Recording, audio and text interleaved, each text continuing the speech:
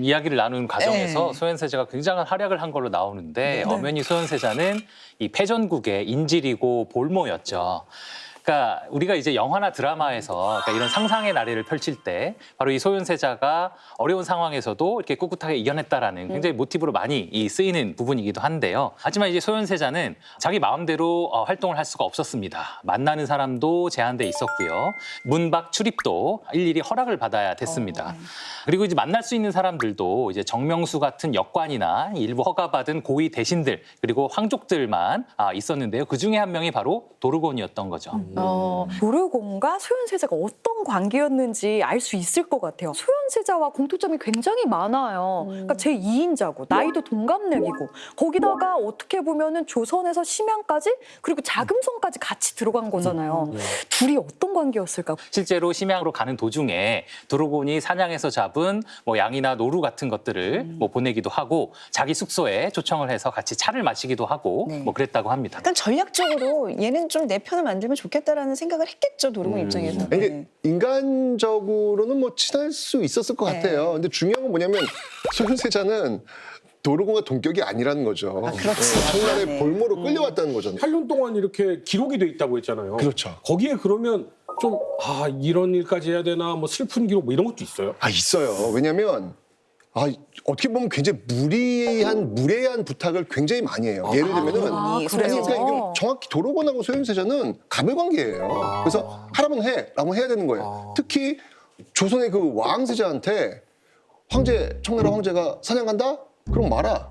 심지어는 전쟁터 나가니까 와라. 나는 명까지 내려요. 생각보다. 이게 좀 무인 기질이 있었어요. 그런 게 어딨어요. 말도 잘 들어요. 그리고 조선군이 있는 것도 아니잖아요. 그럼요. 전투를 왜 데리고 가요? 그러니까 거기다가 화살 맞으면 죽으면 어떡할 건데. 그러게. 그러게요. 어머 미안 뭐 이럴까? 그러니까 말이 안 왜 되잖아요. 데리고 가, 전투를? 말이 안 되는 거지. 그러게요. 진짜 왜 데리고 갔을까요? 특히 이제 소현세자가 견딜 수 없었던 건 이 명예에 대한 정벌의 동행을 강요받은 겁니다. 그러니까 이 청이 소현세자 일행을 볼모로 데리고 있었던 이유는 물론 이 조선에 대한 압박도 있었지만 이 명예에 대한 선전 효과도 상당했겠죠. 그러니까 그때 당시에는 아직 명이 멸망하기 전이니까요. 너희들에게 가장 충성을 바쳤던 조선의 세자가 우리 손에 있다. 그리고 그 세자가 너희들과의 전쟁에 나서고 있다라는 걸로 이 명에게 강한 압박이 됐을 겁니다. 이제 둘이 이렇게 나타나는 것만으로도 이제 명한테는 그쵸. 이제 얘 내 거야, 우리 사겨. 그럼요. 너희 관심 끊어. 그러니까 명과 확실히 단절을 확 시키는 전시용으로 끌고 다니는 그렇죠. 도르곤. 그렇네요. 이거 다 영예요. 약간 그 속셈이 있었네요. 그러니까 우리가 굉장히 희망적인 모습도 봤지만 그건 절망 속에 피어나는 희망이었던 그렇지. 거지 진짜 큰 희망은 아니었던 것 그렇죠. 같아요. 이게 희망 고문에 가깝죠. 네. 그러니까 실제로는 조선에 대한 불만이나 요구 사항도 모두 이제 소현세자를 통해서 이야기를 했다고 합니다. 그러니까 요새 보내오는 곡물의 질이 이거 좀 형편 없어지는데 이거 딴 마음 품고 있는 거 아니야? 뭐 이렇게 위협을 한다거나. 전형적 갑질. 네, 이 명과 이제 전쟁을 할 테니까 군사와 군량비를 좀 보내도록 조선에 이야기를 좀 잘 하십시오. 혹은 뭐 황제가 이 조선 음식을 굉장히 좋아하시니 조선 음식을 좀 더 많이 보내도록 특별히 이야기를 좀 하십시오.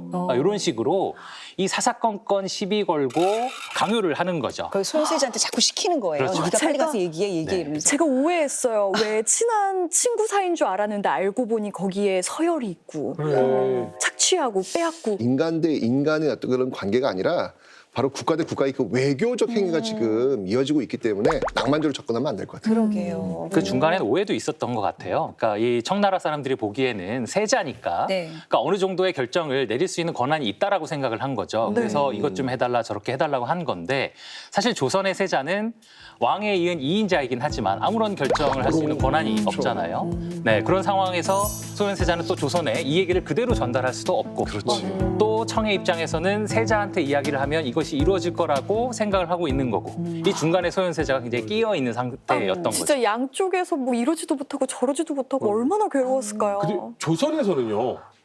세자가 예를 들면 어떤 권력자나 기관에 가서 나 세자인데 이거는 좀 이렇게 하는 게 좋지 않겠는가 이러면 이건 역모 사건이 되는 거 아니에요? 큰일 나죠. 큰일 나죠. 입 다물고 가만히 있어야 되는 거죠. 그럼요. 예전에 저기 보고 하나 왕한테 하나 하고 세자한테 했다고 난리 날 뻔했죠. 네. 이런 소연한테 자꾸 뭘 시키니. 또 인조가 그냥 인조예요. 얼마나 그 자아가 또 강한 왕이었어요. 네. 인조 같은 경우에 또 어떤 상황이냐면 지금 청나라가 조선 국내 정치를 활용을 해요. 뭐냐면 그러니까 인조를 압박을 하는 거예요. 너 내 말 안 들어? 그럼 너 해고다.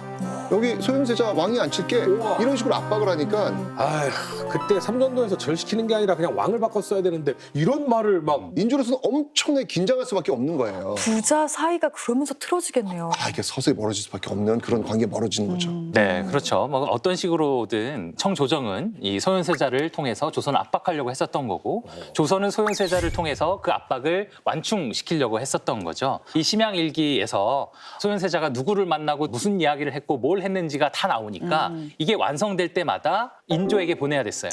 그러니까 조선에 있던 인조는 그 심양일기를 보고 아, 세자가 이렇게 일을 하고 있구나, 누구랑 친하고 있구나, 이런 생각을 하고 있다니, 그죠? 일거수일투족, 속속들이 다 알고 있었던 거죠. 왜 우리 흔히 일기라고 하면 내 마음의 쉼터, 내가 속을 다 터놓을 수 있는 그런 존재잖아요. 근데 이 심양일기는 그런 일기가 아니라 날 항상 감시하는 그래. CCTV인 거예요. 와, 이거 소현세자 스트레스가 이거 보통이 만약에 아니었을 예를 것 들어 이런 거 같아요. 있잖아요. 막 그 도르곤이 와서 막 협박을 하고 뭐하고 할 때 아, 아버지 이거 좀 보내주시지. 이렇게 만약에 말한 거가 기록되면 이거 인조에게 불만을 품었다 이렇게 될 거 아니에요. 그러니까요. 말도 못하는 거 아니에요. 그냥 여기서 드는 생각인데 이렇게 양쪽을 피말리게 할 게 아니라 그냥 도르곤이나 이제 그 청 입장에서 왕 바꿔버리면 되는 거 아니었어요? 왜 인조 사실 별로였을 거 아니에요? 청 입장에서는 왜 안 그랬어요? 그것이 바로 이 청의 노림수가 아니었을까 합니다. 노림수. 네, 이 항복을 받았고, 네. 그러니까 무력으로 정벌을 했지만 마음을 다해서 항복하고 있다는 걸 보여주기 위해서 그 아주 유용한 장치가 바로 소현세자가 됐던 거였죠. 좀 궁금한 게 청이 우리만 사실은 정벌을 한 게 아니라 몽골도, 명도, 뭐 여러 그 소수민족도 정벌을 한 거잖아요. 다른 민족들한테도 이렇게 했어요? 네, 조선뿐만 아니라 몽골의 다양한 부족들의 아들들이 모두 심양에서 인질 생활을 하고 아, 있었어요. 그러면 이 아들들끼리도 약간 커뮤니티가 있었겠네요. 청의 입장에서는 무슨 회예요? 무슨 내일 회? 간다는데 이만할 것 같아. 단톡 열어야지. 정보 서로 이렇게 하면서 눈치 보면서. 네. 그럼 또 입장 바꿔 생각해 봅시다. 청조정이 홍타이지 입장에서는 그렇게 단톡방이 열리게 내둘까요? 절대 안 되겠죠. 절대 안 절대 이제 분리해서 놓죠. 절대 그렇게 하면 안 되죠.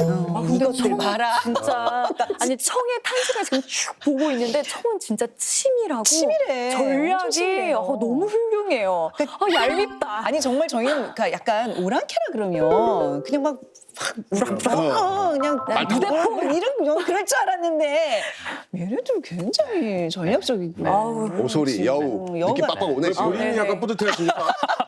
그러시네요. 왜 그러시죠, 교수님? 오랑캐는 여러분 마음에 있으니까.